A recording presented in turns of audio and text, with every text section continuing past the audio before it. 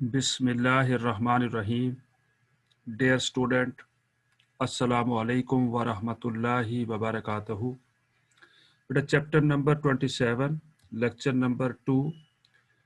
बेटा आज हम जो टॉपिक पढ़ना चाह रहे हैं वो है degradation and depletion of resources.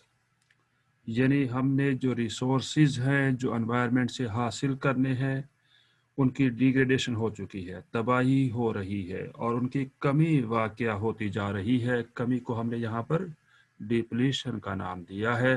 बेटा ये आपको एक डायग्राम दिखाई गई है। हमारे पास जो रिसोर्सेज हैं अर्थ पे मौजूद हैं।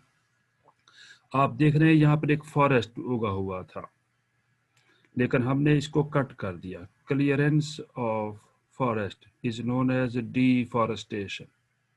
उससे क्या नुकसान हुआ कि एक तो जो यहाँ पर फोटोसिंथेटिक एक्टिविटी हो रही थी, हमें जो ऑक्सीजन प्रोवाइड हो रही थी, कार्बन डाइऑक्साइड की जो कंजप्शन हो रही थी, उससे हम महरूम हो गए।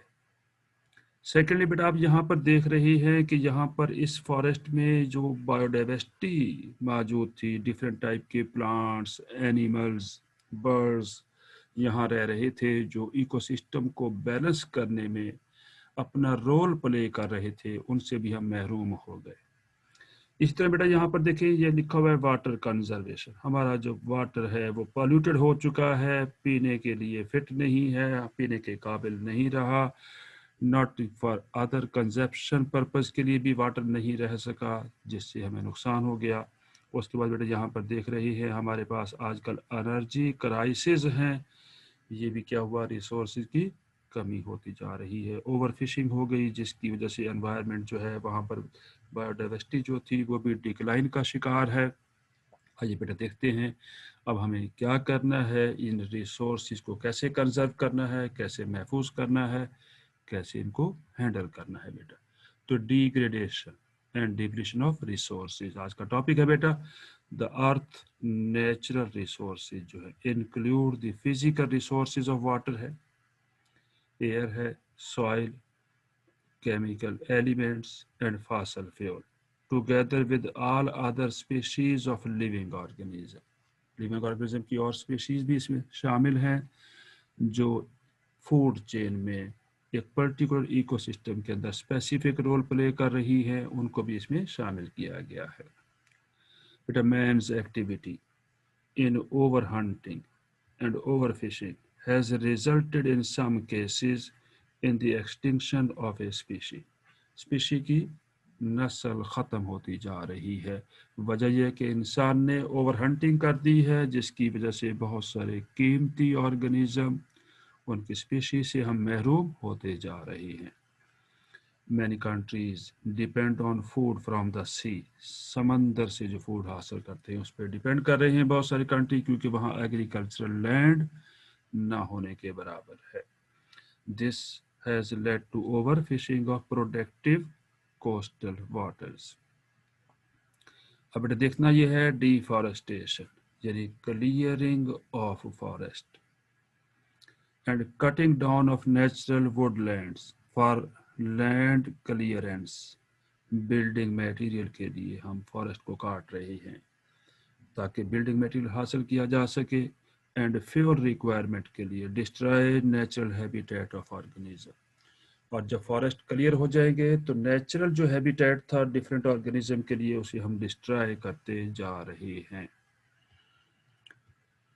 अब बेटा only 30% of earth is dry land है, एंड रिमाइंडर जो बकिया हिस्सा है बीइंग कवर्ड विद वाटर, पानी से ढपा हुआ है। तकरीबन 70% या 71% जो है अर्थ की सरफेस का एरिया वो ओशन की फॉर्म में, समंदर की फॉर्म में मौजूद है।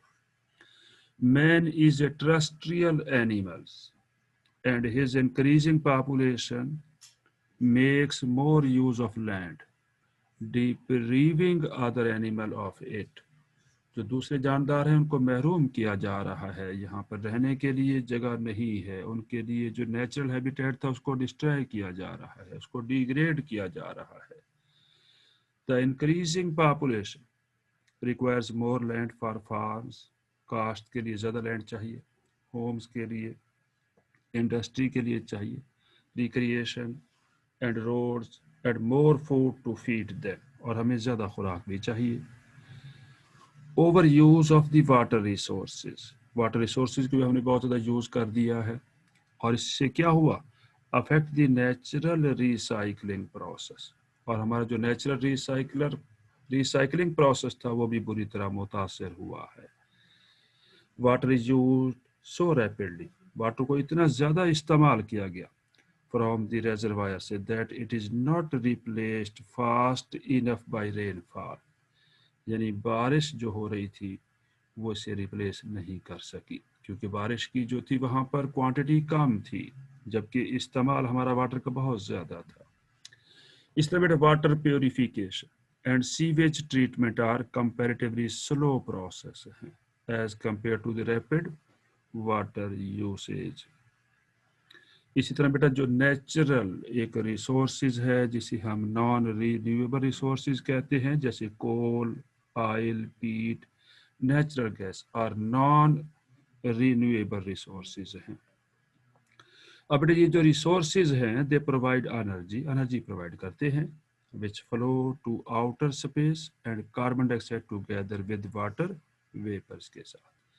बेटा जो फॉसिल फ्यूल जिन्हें हम कोल, ऑयल, पीट या नेचुरल गैस कहते हैं, apart from being source of energy are also important है and sole source of raw material हैं फॉर प्रोड्यूसिंग केमिकल कंपाउंड्स, यानी हम इससे बहुत सारे और भी केमिकल कंपाउंड बनाते हैं इनसे, जो हमारे डिफरेंट मकासद के लिए फिर उनको बाद में हम यूज़ करेंगे। बेटा फॉर मेकिंग मेडिसिन बनाने के लिए fertilizers, plastic, man made fibres, dye, मुख्तलिफ किस्म के जो रंग हैं, कलर हैं, पेस्टिसाइड्स, डिटर्जेंट्स हैं, एक्सप्लोसिव हैं, मटेरियल जैसे होता है बम है, परफ्यूम्स हैं, सिंथेटिक फ्लेवर्स हैं, बेटा ये सब कुछ हम कहाँ से हासिल करेंगे, हम फॉसिल फ्यूल से इन्हें बनाते हैं। देयर ओवर और unwise use is leading to their depletion, इससे क्या होती जा रही है, फिर कमी हुआ के होती जा रही है। ऑन वन हैंड एक साइड पे तो इनकी कमी वाक़ हो रही है इन रिसोर्सेज की, और दूसरी साइड पे क्या होगा बेटा, adding pollution on the other hand, और हम एनवायरनमेंट में पॉल्यूशन को ऐड करते जा रहे हैं।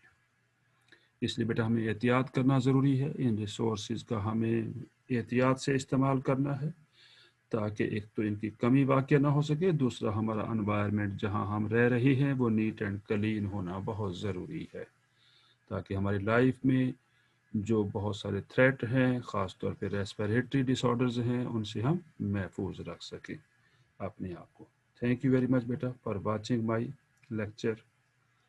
लेकिन बेटा मेरे यूट्यूब चैनल को ज़रूर सब्सक्राइब कीजिए ताकि हर नई आने वाली वीडियो आपको मिल सके और आप इससे मुस्तफ़ीद हो सकें। हमारा नस्बुल ऐन आपकी कामयाबी। अल्लाह हाफिज़।